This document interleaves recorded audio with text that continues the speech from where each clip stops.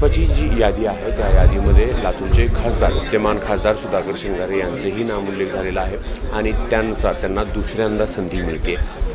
सर्वप्रथम आपलं अभिनंदन, कारण तिकिटासाठी जी चालू होतं तरुणांना द्यायचं, नवीन व्यक्तींना द्यायचं, नवीन चेहरा द्यायचा अशी चर्चा होती आणि तिकीट तुम्ही आणलं, काय सांगा? धन्यवाद। कसं आहे, लोकशाही आहे की लोकशाहीमध्ये सगळ्यांना मागण्याचा अधिकार असतो।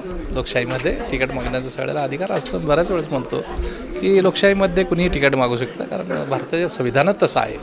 तर प्रत्येकजण रेसमध्ये होते आणि त्याच्यामुळे मला काही त्याचं टेन्शन नव्हतं, कोण येतं आहे कोण जातं आहे, पण मला विश्वास होता, माझा काम बोलत होतं। मी जे लोकांना 5 वर्षामध्ये लोकांचे जे प्रश्न मांडले, जी लोकांच्यासाठी मी काम केलं त्याच्या बळावरती मला नक्की पक्षानं हा विचार केला आणि आज मला तिकीट मिळालं। मी पक्षाचे आदरणीय मोदी साहेबाचे, आदरणीय फडणवीस साहेबाचे, आदरणीय बावनकुळे साहेबाचे, आदरणीय इथल्या सगळ्याच आमदारांचे खूप आभार मानतो या ठिकाणी।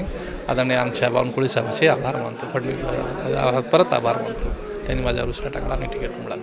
पण मग काही नवीन नावंही काही आमदारांनी चलवली होती, मात्र मला माहिती नाही कुणाचे नावं गेले, परंतु नक्की आमच्या कोर कमिटीमध्ये निर्णय होत असतो। एखाद्याच्या असा निर्णय घेतला जात नाही आमच्या पक्षामध्ये। कोर कमिटी असते, महाराष्ट्राची कोर कमिटी असते आणि देशाची कोर कमिटी असते। त्या कोर कमिटीमध्ये ह्या गोष्टीवर विचार केला जातो की बाबा कोणालाच द्यायचे आणि त्याच्या डिस्कशनमधून तो निघत असतो मार्ग, कोण आपल्याला चांगला पडेल आणि जो कोण जनतेमध्ये जाईल, जनतेपर्यंत जाईल, जनतेच्या भावना ओळखून घेईल, अशा माणसाचा विचार केला जातो। आणि नक्की त्या चाळणीमधून जे आमची छाननी असते 10, 12, 17, 18 छानण्यामधून जो गुणवत्ता चांगली असते त्याच्यामध्ये त्या माणसाला निवड होत असते। नक्कीच त्यांच्यामध्ये मी बसलो असेल, त्यामुळं नक्कीच माझा पक्षाने विचार केला। परत एकदा आदरणीय मोदी साहेबाचे, परत फडणवीस साहेबाचे, आदरणीय शहासाहेबांचे, आदरणीय नड्डा साहेबांचे खूप आभार मानतो, आदरणीय बावनकुळे साहेबांचे आभार मानतो आणि तिन्ही आमदारांचे खूप आभार मानतो, जिल्हाध्यक्षही आभार मानतो। 5 वर्षाची कामं केली होती, जलजीवन मिशनचं मोठं काम होतं तुम्ही केलेलं, 4,000 कोटी रुपयेचं। मात्र आता पुढच्या 5 वर्षात नेमकं काय प्रश्न समोर घेऊन जाणार आहात लोकांपुढे आणि मागच्या कामाचा काय लेखाजोखा सांगणार आहात? बिलकुल, आज आम्ही जलजीवनच्या माध्यमातून 4,000 कामं केले, परंतु आपला लातूर जिल्हा हमेशा 5 वर्षामध्ये 3 वर्ष तरी आपल्याला आसमानी संकट येतात आणि दुष्काळाला आपण समोर जावं लागतं। जर विहिरीत नाही पाणी, समजा डॅममध्ये पाणी नाही, तर जलजीवनचं पाणी तर आपल्याला काम येणार। नळ प्रत्येक नळाला, आम्ही घर जोडलेला प्रत्येक गोरगरबाच्या नळाला पाणी येतं का?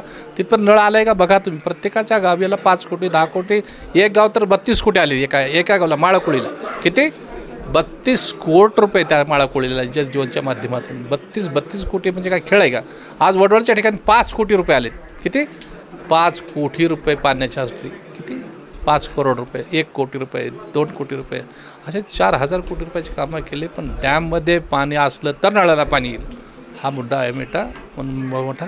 तर कायमस्वरूपी पाण्याचा प्रश्न मिटवा म्हणून आम्ही वॉटरगेटच्या माध्यमातून आमच्या फडणवीस साहेबांनी, आदरणीय देशाचे महाराष्ट्राचे उपमुख्यमंत्री आदरणीय फडणवीस साहेबांनी मला आठवतं त्यांनी एक मुलाखत दिली होती की 1 लाख कोटीचं बजेट आम्ही ह्या ठिकाणी ठेवलेलं आहे वॉटरगेटच्या माध्यमातून। 1 लाख कोटी मराठवाड्यासाठी फक्त पाण्यासाठी ठेवलेलं आहे। येणाऱ्या काळामध्ये आमचंच खाली सरकार राहील, वरती आमचं सरकार राहील, दोन्ही सरकार मिळून हे नक्कीच काम करेल।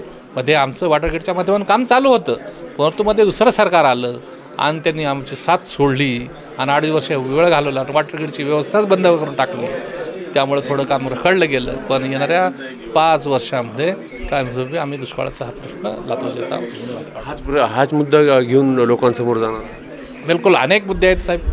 हा मुद्दा पाण्याचा आहे। या ठिकाणी एम्ससारखं हॉस्पिटल उभारलं पाहिजे, या ठिकाणी जिल्हा रुग्णालय उभारलं पाहिजे, या ठिकाणी कारखाने आले पाहिजेत। ह्या ठिकाणी आज रेल्वेच्या माध्यमातून ह्या ठिकाणी पीट लाईन होत आहे, या ठिकाणी अनेक ह्या ठिकाणी ट्रेन सुटणार आहे। ह्या ठिकाणी कसं एक इंडस्ट्री वाढेल, ह्या लोकांना, आपल्या लातूरकर लोकांना इथल्या इथं नोकऱ्या कशा मिळतील, लातूरच्या विद्यार्थ्यांना बाहेर देशात न जाता भारतामध्येच कशा नोकऱ्या मिळता येईल, आणि ह्या माध्यमातून अनेक गोष्टी आम्हाला ह्या 5 वर्षामध्ये करायच्या। आणि आपल्या जिल्ह्याला 2047मध्ये जसं आपला जिल्ह्याचा आज पुणे जिल्हा झालेला आहे, पुणे शहर झालेलं आहे, तसं आपला लातूर शहर देखील होईल आणि त्या धर्तीवर पूर्ण शेतकरी देखील पूर्ण पाणीदार शेतकरी होतील, एवढंच मी लातूरकरांचा जो मुख्य प्रश्न आहे पाण्याचा, तो पाण्याचा प्रश्नच घेऊन जनतेसमोर जाणार आहोत आणि सातत्यानं मागच्या 5 वर्षात जी केलेली कामं आहेत त्याचा लेखाजोखा जनतेसमोर मांडून मतं मागणार आहोत, अशी माहिती खासदार सुधाकर श्रृंगारे यांनी दिली आहे. निशांत भद्रेश्वर, ABP माझा, लातूर.